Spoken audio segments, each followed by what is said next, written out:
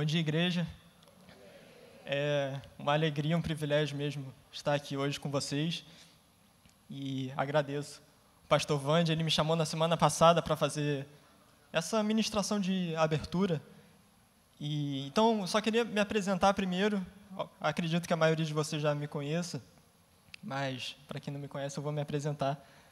Sou Lucas Reis, eu nasci aqui na Igreja Betânia e minha família é daqui, minha avó, Liane, também já há muitos anos trabalhou aqui com missões na igreja, meus pais, Armando, Cláudia. Antes de eu nascer, eu já vinha nessa igreja, porque na barriga da minha mãe eu já estava aqui. E nasci no dia do aniversário da Betânia, 19 de junho, era um domingo, era dia da Copa, 94, jogo do Brasil, o Brasil ganhou. E eu acho curioso isso, porque eu tenho essa conexão com a Betânia e eu nasci no aniversário dessa igreja. Cresci aqui eu aprendi também a amar a palavra de Deus. Eu acho que uma marca da nossa igreja é esse zelo pelas Escrituras. Então, eu acho que se hoje eu estou aqui ajudando na EBB e podendo trazer essa palavra hoje, é porque em todos esses anos eu tive muitas referências aqui dentro. O pastor Josué, que esteve à frente dessa igreja a maior parte da minha vida. O presbítero Ângelo, que para mim também é uma referência no ensino e eu tenho um carinho enorme por ele. Então, tenho 24 anos, sou seminarista dessa igreja. Sou formado em Direito e agora eu estou estudando Teologia, com a graça de Deus. Eu gostaria de chamar a atenção essa manhã para o texto que se encontra em Isaías 8, de 19 a 22. E peço que vocês deixem aberto esse texto, não leio ainda, eu vou ler mais tarde, porque eu acho que é necessário a gente entender um pouco do que está por trás desse texto. Ou seja, o contexto em que o profeta Isaías trouxe essa mensagem para o povo, e eu acredito que essa mensagem é pertinente com o tema de hoje, porque é uma forma da igreja ser chamada ao estudo da palavra de Deus e ao zelo pela palavra de Deus. Então, quando Isaías trouxe essa mensagem, no tempo era Acais, o rei de Judá. Naquela época, já tinha ocorrido a divisão entre Reino do Norte e Reino do Sul, e no sul reinava Acais, pai de Ezequias, que é um rei famoso. Mas Acais foi um rei muito mau. A Bíblia diz que ele não andou nos caminhos de Davi, seu pai. E vocês podem ler, o texto é de 2 Reis 16, ou o paralelo, 2 Crônicas 28. Se vocês quiserem depois ler com cuidado a descrição do reinado desse rei. E é dito que ele chegou a sacrificar o próprio filho, ele se afastou dos caminhos de Deus, ele subia aos montes, aos outeiros, queimava incenso, queimava, como eu disse, o seu filho, fazia sacrifícios a outros deuses. E naquela época havia duas potências ao entorno do reino de Judá, que no caso era o reino de Israel, que era inimigo de Judá, e o reino da Síria. E eles estavam fazendo guerra contra o reino de Judá e contra Acais. E é dito que diante desse impasse, diante desse momento difícil, ao invés desse rei se voltar para Deus, ele pediu auxílio ao rei da Síria, Tiglat-Pileser, vocês podem ler depois, que era a grande potência na época.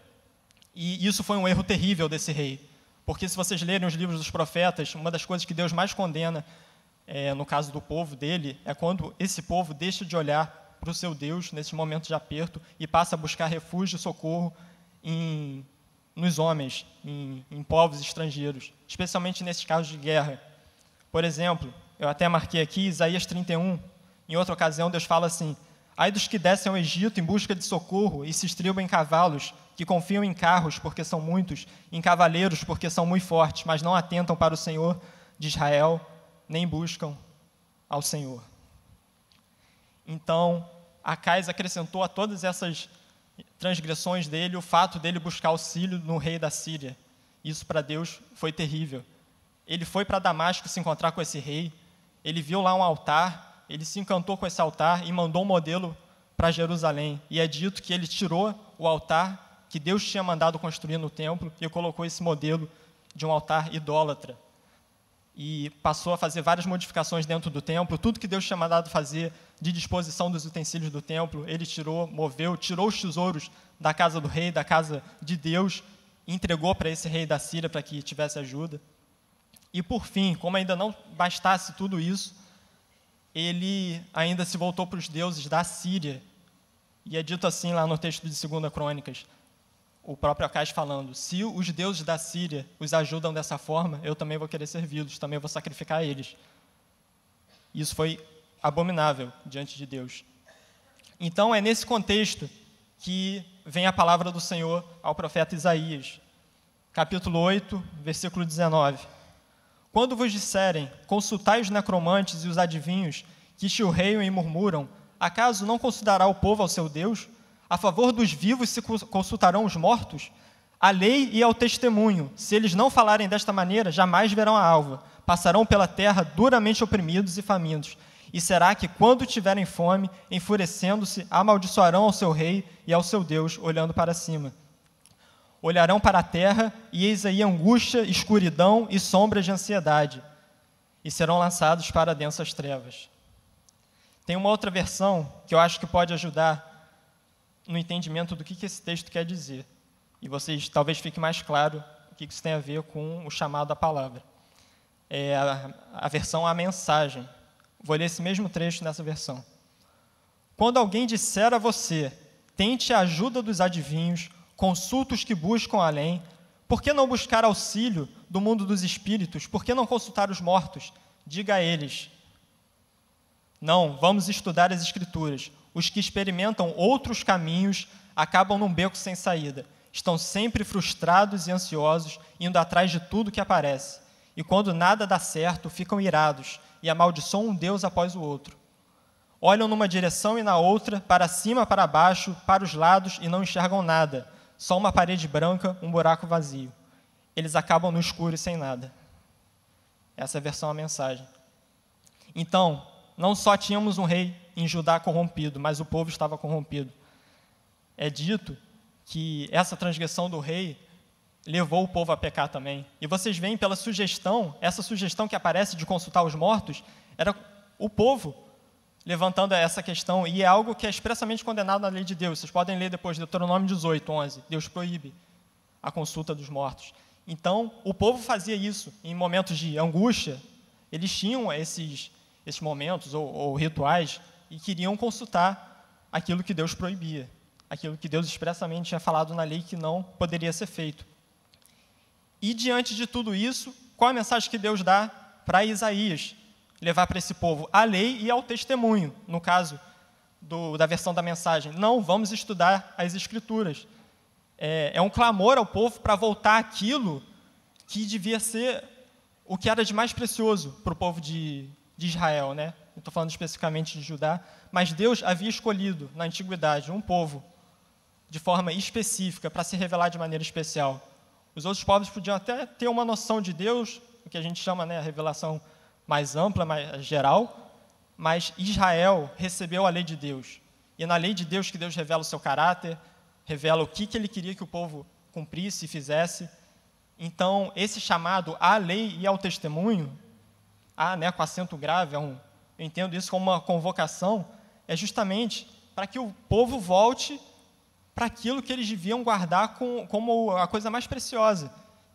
E a gente deve entender lei e testemunho não só no sentido mesmo legal, das normas que Deus tinha dado, como a gente vê nos livros do Pentateuco, né, o Levítico, Números, mas como os textos sagrados. Naquela época, não se tinha a Bíblia como a gente tem hoje, obviamente, mas já havia alguns textos para além da lei.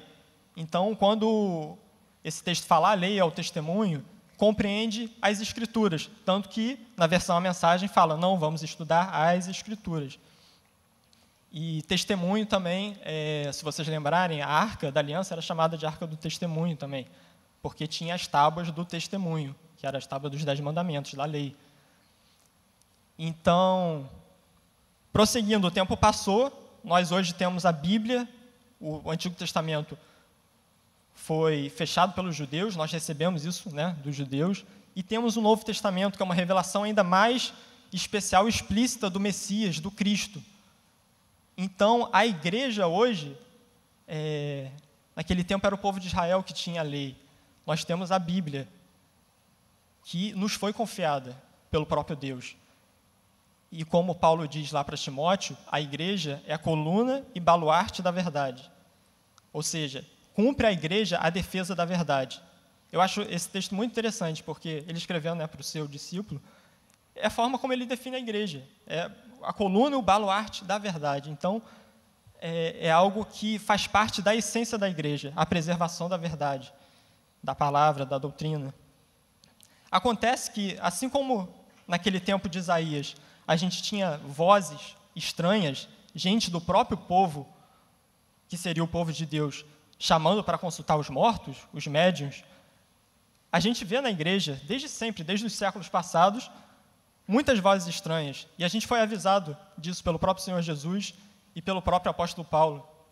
Lá em Atos 20, se vocês quiserem abrir, eu vou ler, mas Paulo, já antevendo a sua prisão, a sua morte, ele se encontra com os presbíteros da igreja de Éfeso.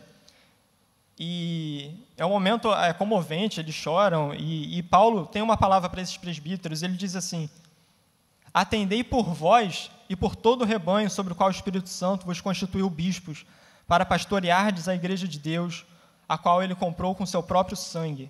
Eu sei que depois da minha partida, entre vós penetrarão lobos vorazes, que não pouparão o rebanho, e que dentre vós mesmos se levantarão homens falando coisas pervertidas, para arrastar os discípulos atrás deles.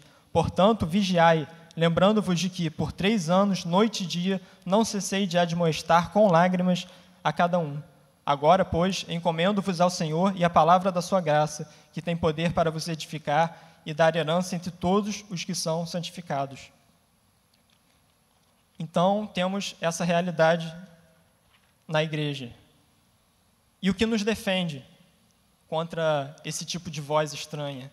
O que nos defende contra as heresias que aparecem, quando às vezes a própria liderança da igreja vai contra a palavra de Deus? É o próprio conhecimento. Então, esse chamado de Isaías, por isso que eu trouxe esse texto nesse primeiro momento, porque eu creio que isso é um chamado atual à igreja. Vamos às Escrituras, à lei e ao testemunho.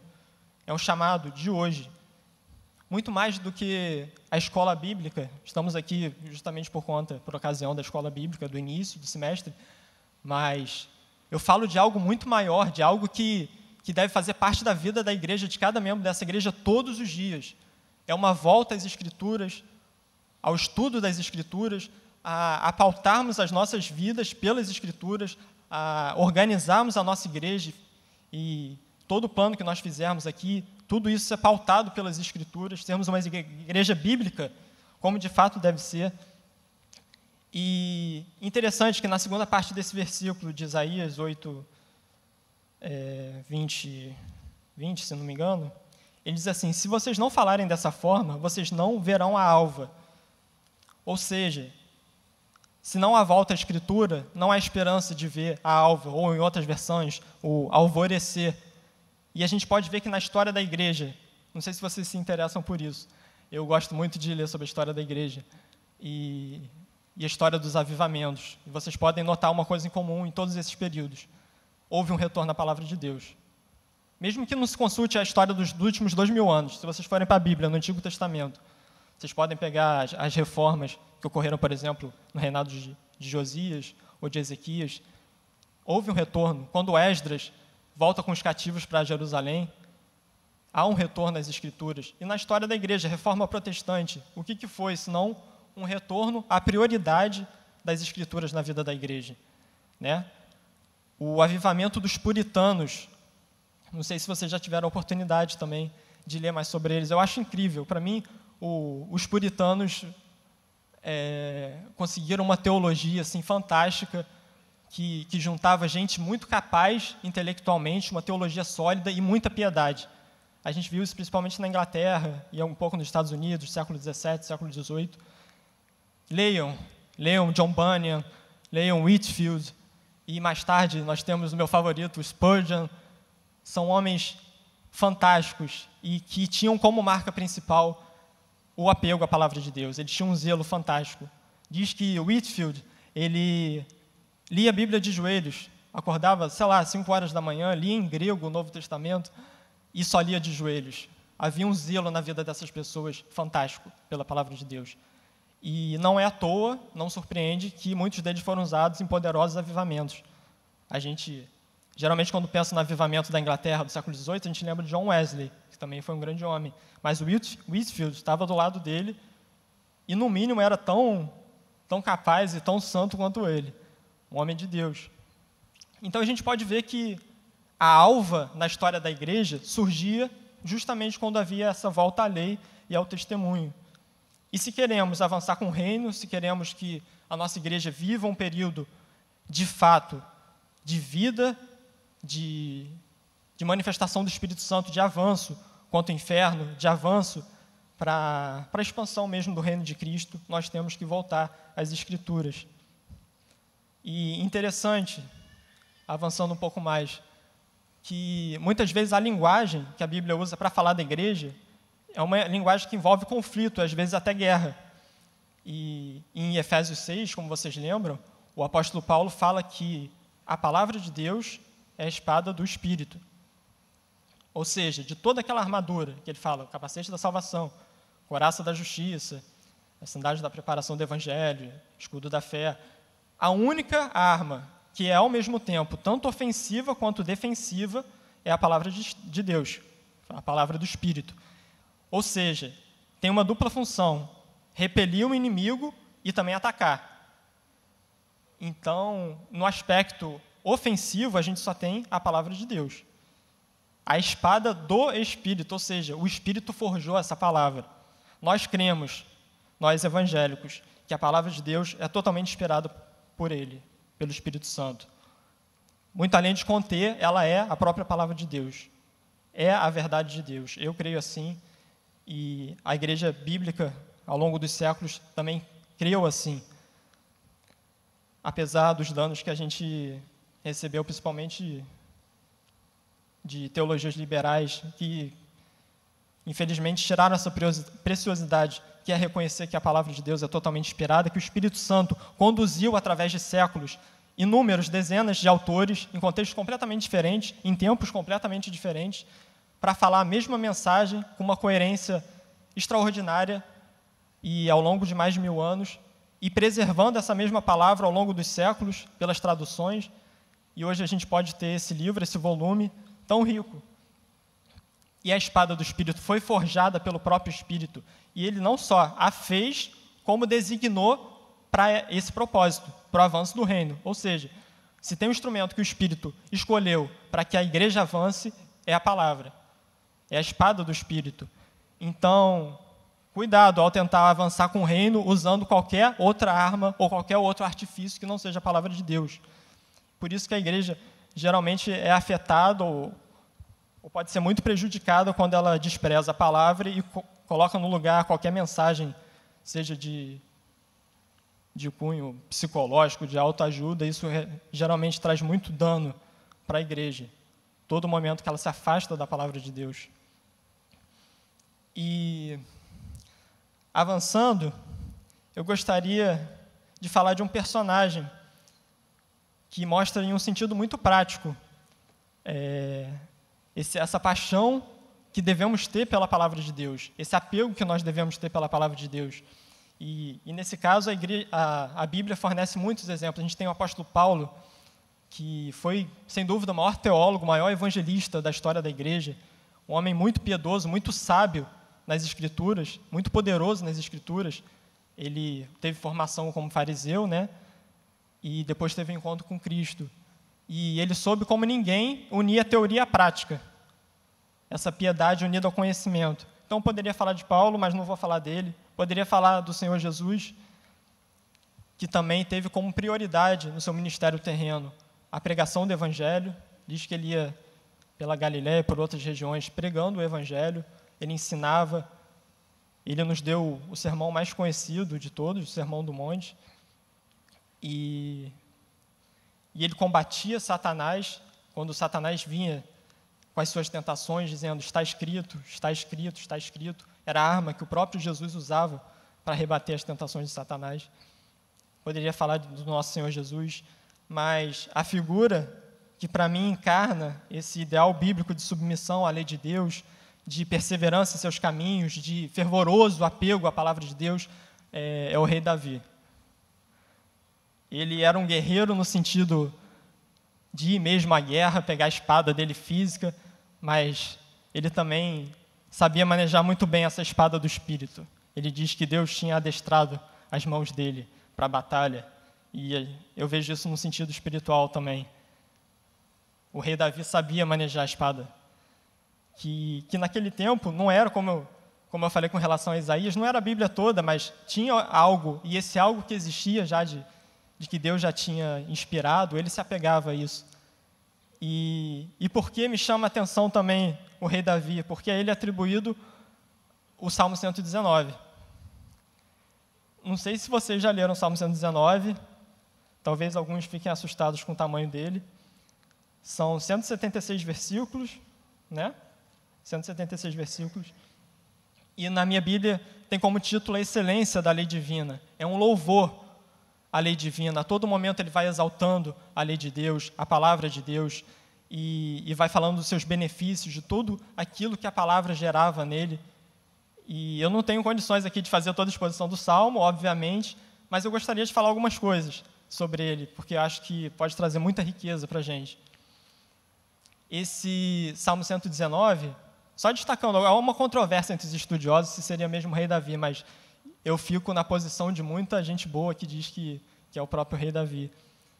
Pelas próprias experiências que são relatadas, pelo estilo do texto, pelo paralelo com outros salmos que são de autoria reconhecida de Davi. E eu entendo que seja do próprio Davi. Eu gostaria, então, de destacar alguns versículos para a gente meditar de forma breve. E eu usei para isso, principalmente, um comentário desse autor que eu citei, um pregador, Spurgeon. Ele tem 3 volumes, acho que vale a pena quem puder comprar, comentários de todos os salmos, e só do Salmo 119 há mais de 400 páginas. Só desse salmo. Para vocês verem quanta riqueza não pode ser tirada disso. E é interessante que logo no início desse volume ele diz assim: esse livro foi mais fruto da minha doença do que da minha saúde. Porque quando ele se via, Spurgeon, para quem não sabe, tinha depressão, e muitas vezes ele se via afastado dos púlpitos por conta da sua doença. Ele diz que nesses momentos ele se voltava para os salmos, e meditando nos salmos, ele compôs esses 3 volumes imensos, só sobre a palavra, né? A palavra dos salmos. Se chama Tesouros de Davi, interessante o título, né? Os Tesouros de Davi. Comentário de todos os salmos. E alguns dizem que esse salmo, chamam até ele de livro de bolso de Davi. É como se fosse assim, como se Davi tivesse um diário e volta e meia ele escrevesse algumas exclamações que a alma dele suspirava por Deus, pela lei de Deus, e ele ia lá e escrevia, e isso ao longo da sua vida, até que chegou um ponto que ele fez uma coletânea de tudo isso, juntou tudo e organizou de uma forma assim muito bem estruturada. Tem vários parágrafos desse salmo, cada parágrafo começa com uma letra do alfabeto hebraico, e então é chamado também de livro de bolso de Davi, por contar essas experiências dele e esses suspiros da alma dele de amor pela palavra de Deus. E olha que interessante, antes de eu entrar no salmo mesmo, o que um outro puritano, Matthew Henry, escreveu a respeito desse salmo, fazendo uma referência ao pai dele. Diz assim: certa vez, insistindo no estudo das Escrituras, ele, no caso o pai dele, né, nos aconselhou a tomar um versículo deste salmo todas as manhãs e meditar sobre ele, e assim percorrer o salmo 2 vezes por ano. E isto, disse ele, fará com que vocês se apaixonem por todo o resto das Escrituras. Ele dizia frequentemente: toda a graça cresce à medida que cresce o amor pela palavra de Deus. Então é um salmo que nos inspira a amar a palavra de Deus.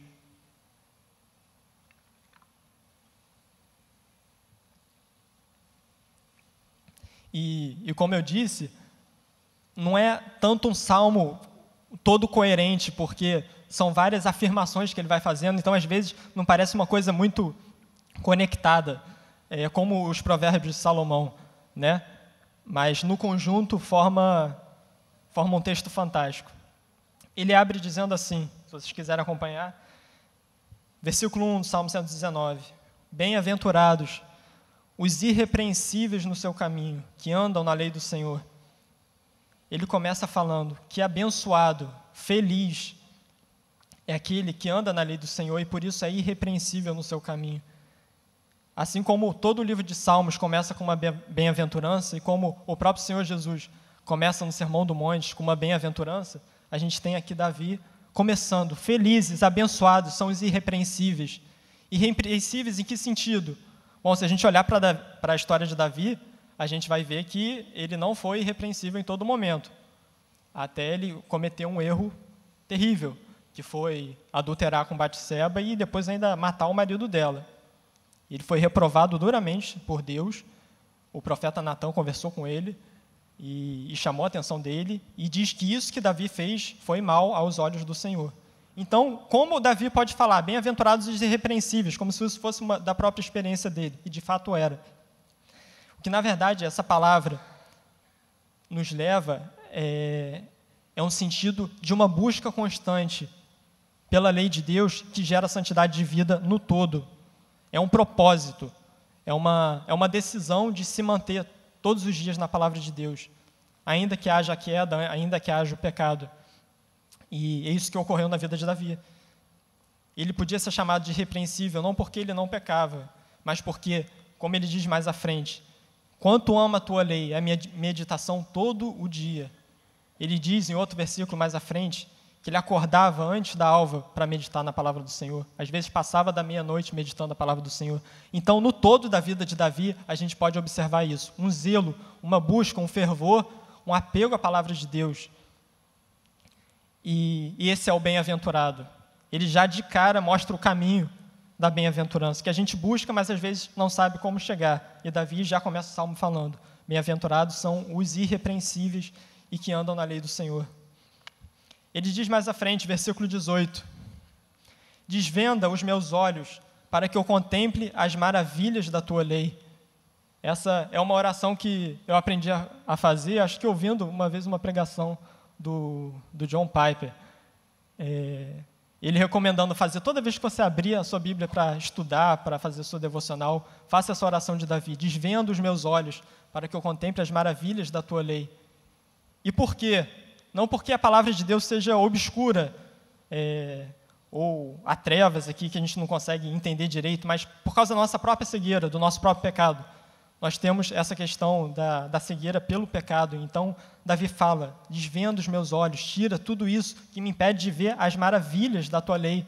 Ele nem pede por mais revelações, ele fala, nisso que o Senhor já me deu, desvenda os meus olhos, para que eu veja as maravilhas da tua lei. Ele prossegue falando, eu selecionei assim, os versículos meio ao acaso, porque, acaso não, são os que me chamaram a atenção, mas o Salmo é muito mais rico, só queria chamar a atenção para alguns versículos. Em seguida, versículo 37, desvia os meus olhos para que não vejam a vaidade e vivifica-me no teu caminho. Quando ele fala em caminho, isso também se refere à palavra de Deus. Vocês vão ver que durante todo o Salmo, ele usa palavras como testemunhos, mandamentos, preceitos, caminho, verdade, justiça, juízos, e tudo isso representando a palavra de Deus. Então, cada versículo vai ter uma dessas palavras, praticamente todos eles, e todas com sentido da palavra de Deus. E ele diz, desvia os meus olhos para que não vejam a vaidade, vivifica-me na tua palavra, no teu caminho. Isso porque não é possível que a gente tenha os olhos colocados em uma coisa e em outra. Como Jesus disse muito bem, no Sermão do Monte. Não é possível que nós sirvamos a Deus e às riquezas, a Mamon e ao Senhor. Porque ou você vai amar um e aborrecer o outro, ou você vai se devotar a um e vai desprezar o outro. Então Davi diz assim, tenho meus olhos abertos, não oro para que meus olhos sejam fechados, mas que eles sejam desviados para que haja uma unidade, na verdade, um propósito único naquilo que eu quero. E Davi se apegava à palavra de Deus com essa constância e com esse foco. E ora, Senhor, desvia os meus olhos para que eu não tenha essa duplicidade de olhar para uma coisa e olhar para outra. E ele só podia ver as maravilhas da lei de Deus porque ele tinha esse foco na palavra. Esse salmo também vai mostrando toda a alma, o interior de Davi. Isso é bem interessante. Mais à frente, versículo 105, muito famoso. lâmpada para os meus pés, a gente cantou isso essa manhã, é a tua palavra, e luz para os meus caminhos. Talvez seja o versículo mais famoso desse salmo, né? E naquela época, Davi não tinha lâmpadas fixas à noite nas cidades. Então, se as pessoas precisavam percorrer uma certa distância, traziam consigo a sua lâmpada, né? Para não cair no buraco, tropeçar no lixo no meio das estradas. Então, ele faz esse paralelo com a palavra de Deus. A palavra é essa lâmpada que traz essa iluminação que eu, de fato, preciso. Tem até um comentarista que falou uma coisa muito interessante. É muito legal a gente ver as estrelas, os astros, o brilho de tudo isso, o esplendor dos meteoros. Usa uma linguagem assim, poética, mas o que realmente a gente precisa na prática é de uma lâmpada que ilumine o caminho escuro que a gente está percorrendo. Então, na prática, para atender as nossas necessidades, que de fato a gente tem, nesse caminho de trevas, nesse mundo de trevas, a gente precisa da lâmpada da palavra de Deus, que ilumine o que está logo adiante de nós, para que a gente possa prosseguir a nossa caminhada. E é o que Davi fala aqui, que a palavra é a lâmpada, é aquilo que ilumina, que mostra o caminho. Porque o nosso mundo é um mundo de trevas. Vocês podem se lembrar do que, como João abre o seu evangelho, né? Falando que a luz, no caso Cristo, veio ao mundo, e o mundo não o reconheceu, né? O mundo estava em trevas, não reconheceu a luz que veio ao mundo. E Jesus é a palavra encarnada. Então, é a nossa lâmpada, é aquilo que vai mostrar a direção, é aquilo que vai nos aconselhar nos momentos que a gente realmente não sabe o que fazer. E era assim na vida de Davi, uma vida muito marcada pela inconstância, né, a situação dele antes de se tornar rei, com a perseguição de Saul, e mesmo depois de se tornar rei, com todos aqueles transtornos que teve, Absalão, filho dele, se revoltando contra ele. E em certos momentos é dito a respeito da vida de Davi que ele não sabia o que fazer, não sabia para onde ir. Ele marchava e ia para o deserto e não sabia para onde ir. Mas ele pôde falar isso: lâmpada para os meus pés é a tua palavra e luz para os meus caminhos. Mais adiante, eu pulei um que eu queria ter falado, 50. O que me consola na minha angústia é isto, que a tua palavra me vivifica. Eu citei o Spurgeon, né, que nos seus momentos de depressão se voltava para a palavra de Deus. Tem um pregador que eu gosto também muito, é brasileiro, e eu acho fantástico quando eu escuto as mensagens dele, que ele consegue fazer estudos bíblicos falando a palavra de cor. É impressionante, ele nem lê a Bíblia. Ele vai falando tudo de cor. Aí depois eu até descobri que ele sabe livros inteiros de cor, não sei como ele fez isso. Ele nem é muito famoso não, mas eu gosto de ouvir as mensagens dele. E uma vez ele deu um testemunho, uma mensagem, e ele disse que na adolescência dele ele passou por um quadro de depressão muito sério. E que a forma dele ter superado isso, ou ter combatido, é ir decorando as Escrituras. Então começou a decorar. E ele superou essa angústia, né? E a gente vê o Davi: o que me consola na minha angústia é isto, que a tua palavra me vivifica. Eu li também a respeito desse versículo que William Wilberforce, ele, em um momento de crise na política da Inglaterra, um momento muito difícil, ele percorreu algumas ruas de Londres recitando o Salmo 119, falando: a tua palavra, a tua palavra, a tua palavra. E tem outro caso também, esse é o último que eu vou citar. É interessante que houve um bispo de Edimburgo, capelão de um nobre, que foi condenado junto com esse nobre. Só que naquela época, antes de você ser executado, você tinha direito a pedir um salmo.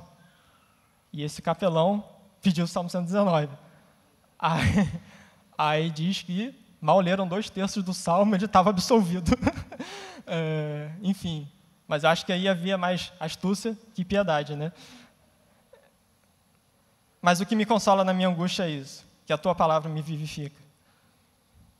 É o consolo que a gente tem, não só a lâmpada, não só aquilo que mostra o caminho, mas aquilo que consola a alma e que vivifica, né? Se a gente tem essa vida, assim como ele fala no outro versículo que eu citei: desvia os meus olhos para que não veja a vaidade e vivifica-me no teu caminho.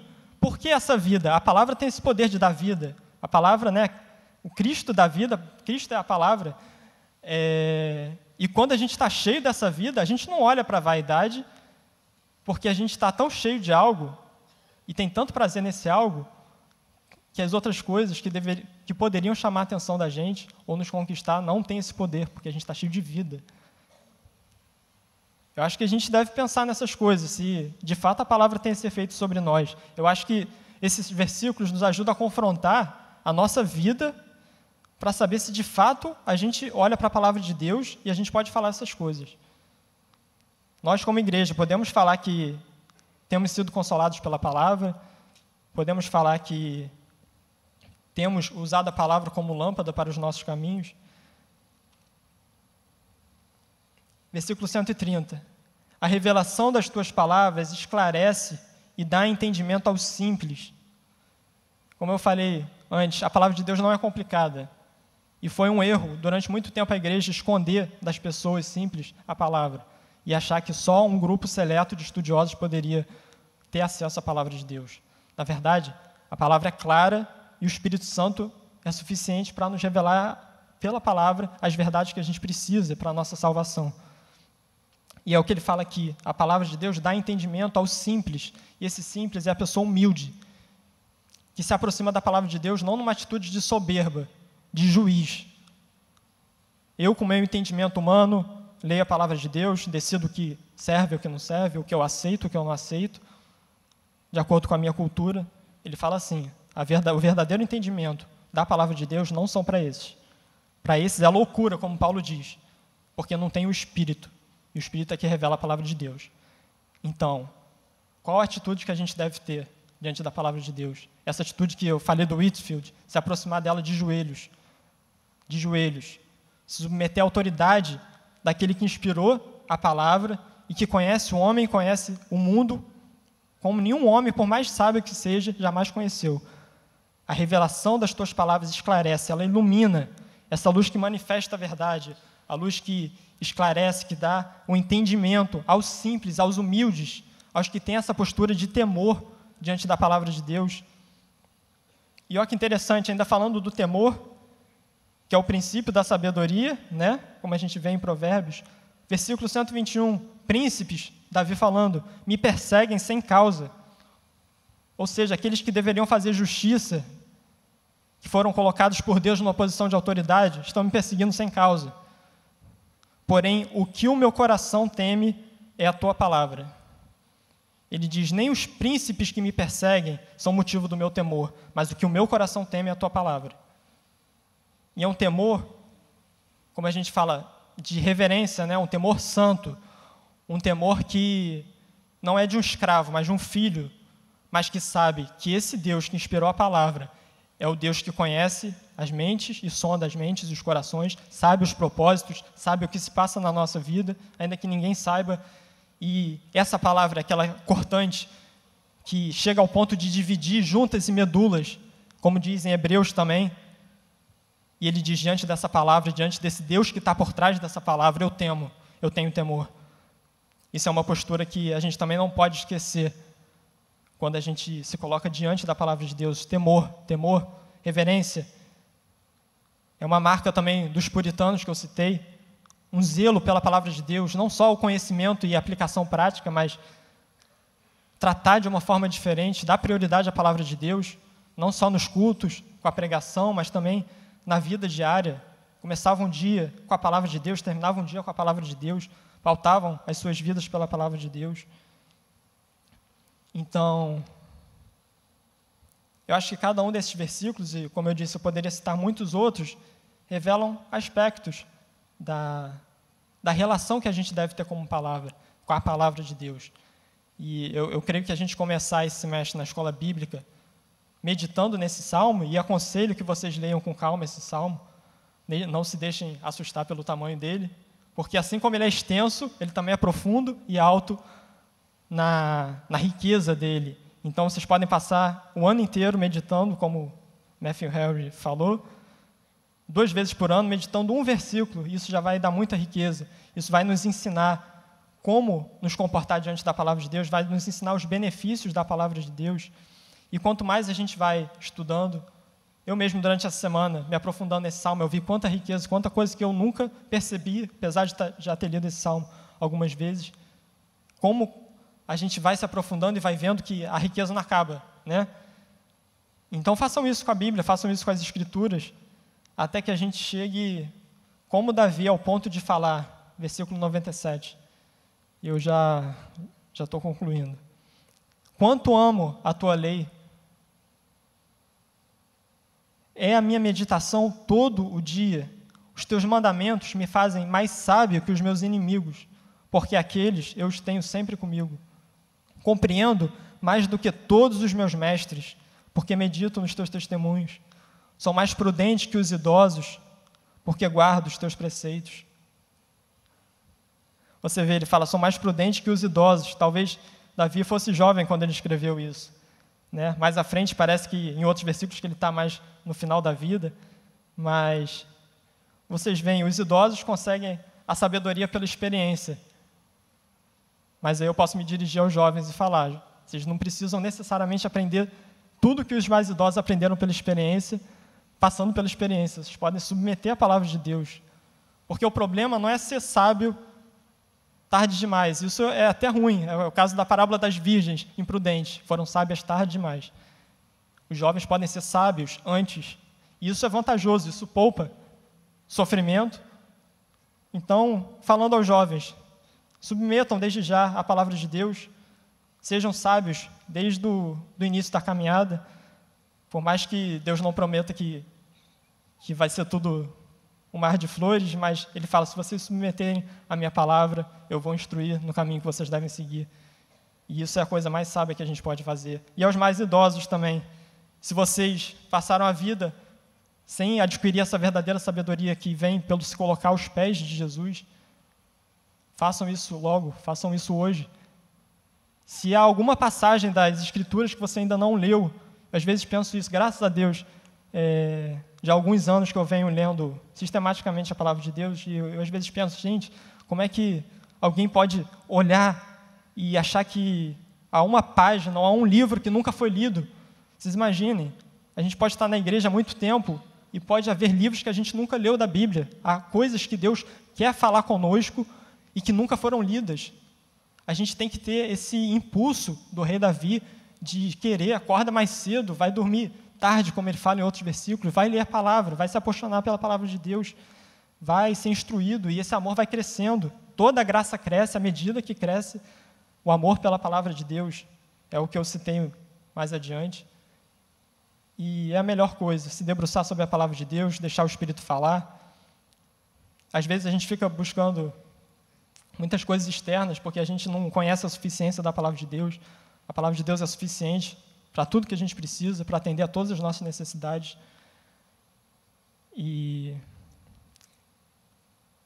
eu quero que a gente guarde isso no nosso coração. Pai Santo, te agradeço pela tua palavra, te agradeço porque a gente pode meditar sobre ela com liberdade, te agradeço porque o teu Espírito Santo fala através dela para nós, te agradeço porque a tua palavra é poderosa, é um instrumento escolhido pelo Espírito para avançar contra o inferno, Senhor, é a única arma que a gente tem para avançar com a igreja. Te agradeço porque a nossa igreja se preocupa com a palavra, é fiel na ministração da palavra, Senhor, não permita que a gente se perca nunca, Senhor, nos desviando dos caminhos da tua palavra, que sejamos uma igreja bíblica e que o teu Espírito desperte em cada um nessa manhã, Senhor, esse ardor, esse zelo que eu não produzo, mas a tua palavra e o teu Espírito possam produzir, Senhor, que a gente saia daqui com a firme determinação, Senhor, de a cada dia da nossa vida nos dedicarmos sobre a tua palavra, para a tua palavra, Senhor, sobre a tua palavra, estudando, meditando, conhecendo cada vez mais, Senhor. Dá graça aos meus irmãos, dá graça aos professores que vão começar nesse semestre as suas aulas, Senhor, que eles tenham temor, reverência, Senhor, que eles saibam também ter zelo pelas Escrituras, que os alunos também tenham a humildade de ouvir a palavra como palavra de Deus, que de fato ela é a palavra de Deus, Senhor. Que a gente não se esqueça do chamado de Isaías, à lei e ao testemunho, Senhor. Se não falarmos dessa forma, nós não veremos a alvo. A gente só tem esperança no caminho da Tua palavra, Senhor. Que seja assim, abençoa a Tua igreja, abençoa o restante desse domingo, Senhor. Que a Tua graça esteja sobre nós, com perdão dos nossos pecados, Senhor. Em nome de Jesus. Amém.